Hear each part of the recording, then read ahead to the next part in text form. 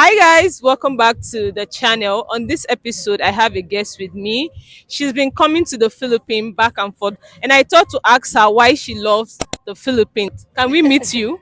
Hi, my name is Jackie. I'm from the United States. I'm from New York originally, and I live in Guam right now. So it's part of the United States, but it's a little island in the Pacific. It's like a 3.5 hour flight from Manila. So I'm pretty close to the Philippines.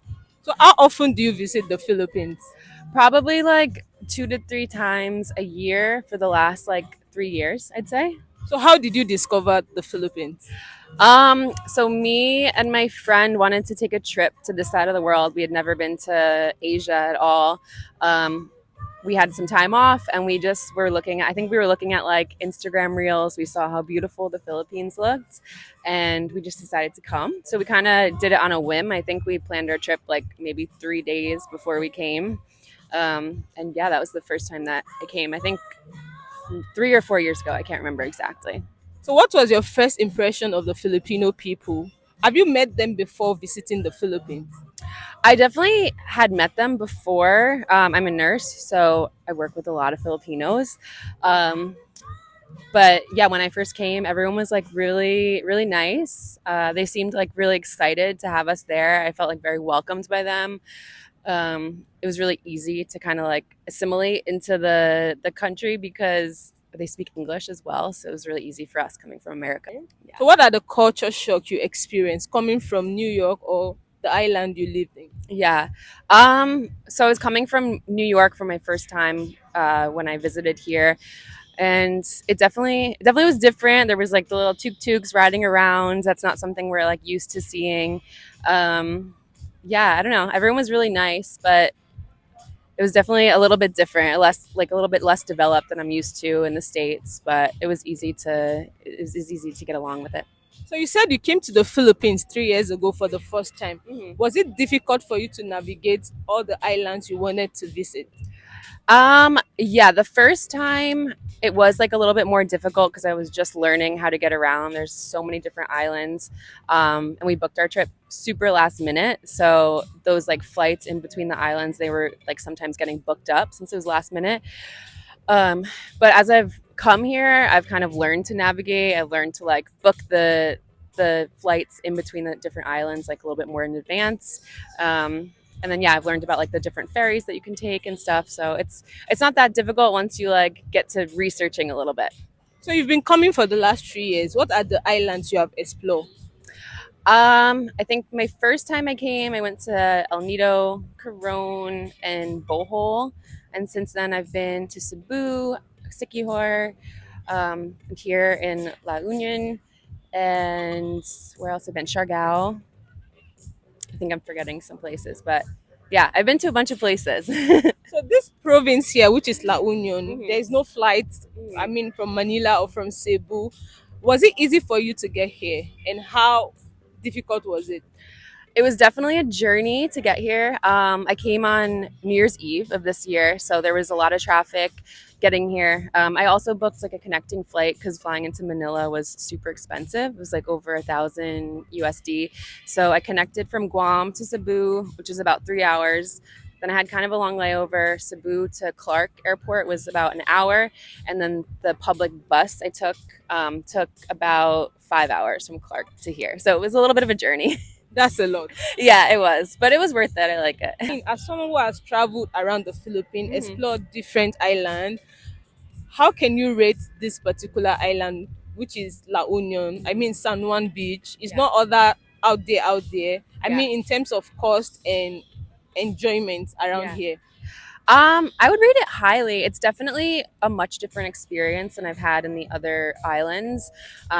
It's like more north. The water is not as like crystal clear blue, but it's still beautiful. The surfing's really nice. It's less kind of like less touristy, which is kind of nice. It's really chill and laid back. Really good food. So I'm really enjoying my time here. Yeah. So, how much does it cost you every day as a tourist on this island? So I booked like an Airbnb to stay because I'm only staying for like a week or maybe I think 6 nights it is. So I wanted to be on the water. So I booked an Airbnb that's on the water here. So it was a little bit more on the higher price point of probably like 100 USD per night. But I know I saw like a lot of other options that were a lot cheaper. And then between like food and drinks, I think every meal is maybe like around $10 USD. And then I usually go surfing as well, which is like $10 USD with an instructor.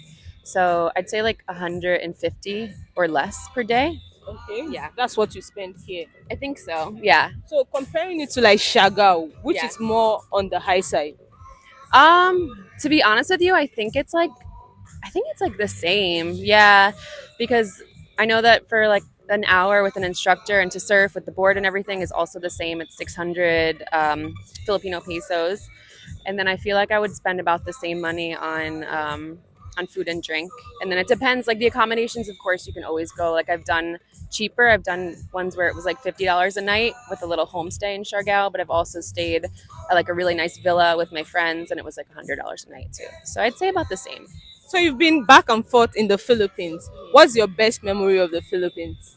I think it would be just like the first time coming here. It was so beautiful. I've never been to this side of the world. And I think the first place that I landed in was El Nido, and just seeing like the beautiful lagoons and the blue, like crystal clear water and going snorkeling. I think just being like amazed by the nature and like just something I've never seen before was, yeah, my best memory of it so far. Like you solo travel most of the time. Have you ever been scared for your safety? Not really. No, I feel like pretty safe in the Philippines, to be honest. I'd say like half the time I go with friends, half the times I go solo, and I've never felt like that I was in danger.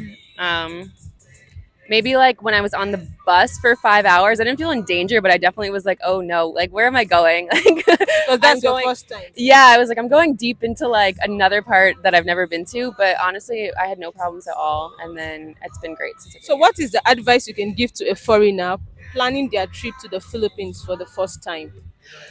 Definitely do some research, figure out where you want to go because there's so many different places and so many different things to do. Like there's different places to go surfing, there's different places to just see like natural beauty. So map out which islands you want to go to. There's certain islands that you can take flights to and from. There's certain islands you need to take ferries to. So kind of, I would say just to plan the transportation aspect, and then I think it's always a good idea to just convert some money before you get here to have like the currency available. Yeah. So what's like the factual budget you think an American should have when coming here in terms of money? It like depends on what kind of trip you want to do. I know that people stay at Like the minimum the minimum to maximum. minimum to maximum. Okay, I think like if you stay at a hostel, I know the hostels are super cheap. They're probably like under $10. I think you could get away with spending maybe 30 or 40 $40 a day. Okay. And then to the maximum, I mean, the sky's the limit if you want to spend your money. But I mean, I feel like I'm having like a pretty comfortable stay, and I would say I'm spending like maybe 150 a day. Did you try to learn like Tagalog, explore the jeepney, the tricycle? Of course, yeah. I love to take the tricycles or I don't know if they call it tuk-tuks here as well. Okay. Yeah. So I love to take the tuk-tuks around. And yeah, I try to learn a little bit of the language everywhere I go. But So tell me, what did you learn? I know I'm like Okay. Salamat po. I don't know if I say that right. Yeah, that's like what you use often. Yes, exactly. When Yeah. somebody do something for you. Yes, for sure. So I know that one. I could probably learn a little bit more Tagalog, but I'm working on it. Alright. Thank you so much for sharing your experience. I hope you continue to enjoy your stay in the Philippines. So guys, we have come to the end of the video. If you haven't subscribed to my channel, please consider subscribing. I'll catch you in my next episode. Bye guys.